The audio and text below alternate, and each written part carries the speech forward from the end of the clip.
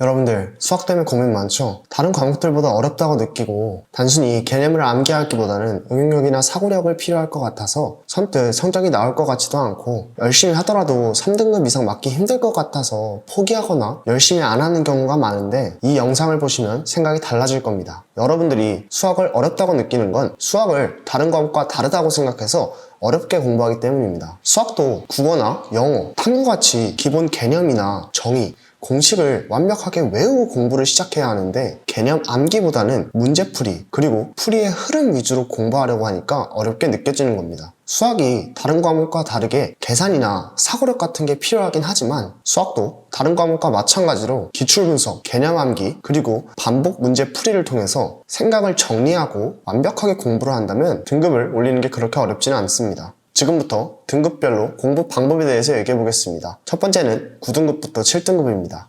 이 등급대 학생 같은 경우는 그렇게 어렵지 않습니다. 그냥 문제를 쉽고 어렵고를 떠나서 그냥 풀 수 있는 문제를 우선 무작정 많이 푸는 것이 중요합니다. 단순 산수 문제도 괜찮습니다. 지금 등급에서는 수식과 풀이를 쓰는 것에 익숙해지는 것이 훨씬 더 중요합니다. 그리고 지금 시작하면 늦지 않을까? 라는 걱정을 하고 있는 학생들도 있을 텐데 지금부터 해도 괜찮을까?가 아니라 지금이라도 시작해야 하는 겁니다. 이 영상을 보고 여기까지 봤다면 지금 당장 교재를 사서 공부하시길 바랍니다. 다음은 6등급과 5등급입니다. 개인적으로 이 등급대가 가장 힘든 등급대라고 생각합니다. 공부는 나름 열심히 하는데 5등급 위로 오르지도 않아서 수학을 계속 해야 될까? 오히려 수학을 포기하고 다른 과목에 집중하면 더 좋은 성적을 맞지 않을까? 라는 등의 수학을 포기하는 쪽으로 안 좋은 생각을 하게 됩니다. 당연히 제가 뭐라고 이 등급대 친구들을 전부 일반화시킬 수는 없지만 제가 본 친구들의 안 좋은 습관은 인강풀이와 답지로만 공부하는 겁니다. 물론 저는 답지와 인강풀이로 공부하는 것을 추천하는 쪽입니다. 그렇다고 당연히 안 좋은 습관을 추천하는 건 아니겠죠. 당연히 인강풀이를 보고 답지로 공부하는 것은 좋지만 그것만으로 공부하는 것이 안 좋다는 겁니다. 성적이 안 나오는 학생들의 대부분은 모르는 문제가 나오면 거기서 멈추고 인강풀이를 보거나 답지를 보면서 이해하게 됩니다. 당연히 쉽게 이해할 수 있을 겁니다. 그리고 다음 문제로 넘어가는데 여기서부터 문제인 겁니다. 한번 우리의 모습을 떠올려 볼까요? 그렇게 넘어간 문제를 다시 봤을 때 옛날에 공부했던 대로 풀이를 봤던 대로 풀 수 있었나요? 아니면 어디서 봤던 문제인데 공부를 했던 문제인데 답답하기만 하진 않았나요? 당연히 지급 등급대에서는 모르는 문제를 붙잡고 낑낑대면서 힘들어하면 안 됩니다. 모르면 답지를 당연히 보고 공부를 해야죠. 하지만 모르는 문제를 남의 풀이로 답지로 이해했다고 해서 넘어가면 오히려 독이 됩니다. 결과적으로는 공부는 하나도 안 됐지만 알고 있다고 공부를 했다고 착각하게 되기 때문입니다. 앞으로 공부할 때는 모르는 문제가 나오면 풀이를 다시 보고 그리고 혼자서 풀어보고 그래도 안 풀린다면 다시 풀이를 보는 방식의 공부를 반복해서 문제가 혼자 풀릴 때까지 공부하는 것을 추천합니다. 물론 이 방법은 뒤에서 말할 1등급과 2등급 학생들의 공부 방법과도 비슷합니다. 물론 방식은 조금 다르겠죠. 다음은 4등급과 3등급 친구들입니다. 3등급 친구들은 가끔 운이 좋으면 2등급을 맞기도 하지만 반대로 운이 안 좋으면 4등급이 나오기도 합니다. 다시 말해 그날의 컨디션이나 문제 난이도에 의해서 등급이 바뀐다는 것이죠. 이 원인은 공식에 의존하고 아는 문제도 많지만 반대로 말해서 모르는 문제도 많다는 겁니다. 당연한 말이게도 아는 것도 많지만 모르는 것도 그만큼 많으면 사용해야 할 공식과 유형이 아는 것이라면 문제를 잘 풀겠지만 반대로 어려워하는 유형이라면 당연히 점수는 안 나오겠죠. 이 친구는 공식이나 유형을 정리하는 공부가 필요합니다. 공식을 단순히 외워서 유형별로 푸는 것을 공부했다면 이제는 어떤 유형에서 어떤 조건이 나오면 특정 공식을 사용해야 하는지 정리해가면서 공부를 하는 것을 추천합니다. 오답을 할 때 맞다,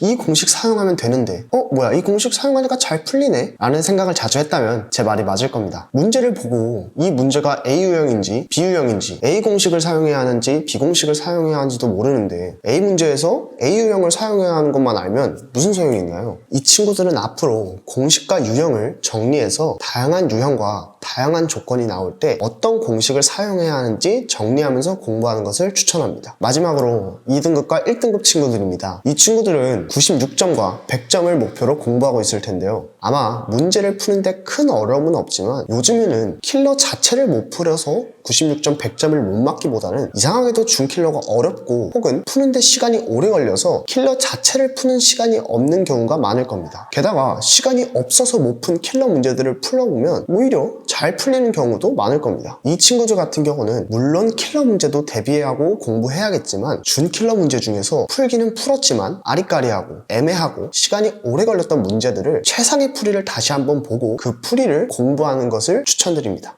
또한 준킬러, 킬러들을 잘 풀었더라도 하나의 풀이로만 풀지 말고 최소 2개 이상의 풀이로 풀어보는 것을 추천합니다. 이 방법을 통해서 물론 첫 번째 풀이가 가장 좋은 풀이일 수도 있지만 두 번 품으로써 이 문제는 두 번째 풀이보다는 첫 번째 풀이가 가장 빠르고 정확하구나 라는 것을 느낄 수 있습니다. 이 방법은 당연히 한 번만 풀어서는 못 느끼겠죠. 이 방법을 통해서 공부하면 현장에서 어떤 문제를 만났을 때 A 공식을 사용해야 하는지 B 공식을 사용해야 하는지 확실하게 고민하지 않고 선택할 수 있게 됩니다. 그러면 당연히 푸는 시간을 줄일 수 있겠죠. 그리고 괴짜 같은 방법이겠지만 하루에 한 문제씩 그날 풀었던 문제를 풀이와 공식을 암기해서 그날 저녁에 집에 가거나 자기 전에 누워서 머리로 풀어보는 것을 추천합니다. 이게 무슨 소리냐면요, 숫자와 풀이를 암기해서 풀었다는 거는 풀이의 흐름과 원리를 완벽하게 이해했다고 저는 생각합니다. 이게 제가 100점을 위해서 공부했던 방법입니다. 이렇게 오늘 9등급부터 1등급까지 수학 공부 방법에 대해서 얘기해봤는데요, 주변에 수학이 너무 어려워서 포기한다는 학생들이 많아서 이 영상을 찍게 됐습니다. 그리고 1등급 맞기, 100점 맞기가 너무 어렵다는 학생들도 많다는 얘기를 듣고 이 영상을 찍게 됐습니다. 수험생 여러분, 수학 끝까지 포기하지 마시고 3등급, 2등급, 1등급 그리고 최종적으로는 100점을 위해서 공부하시길 바라겠습니다. 감사합니다.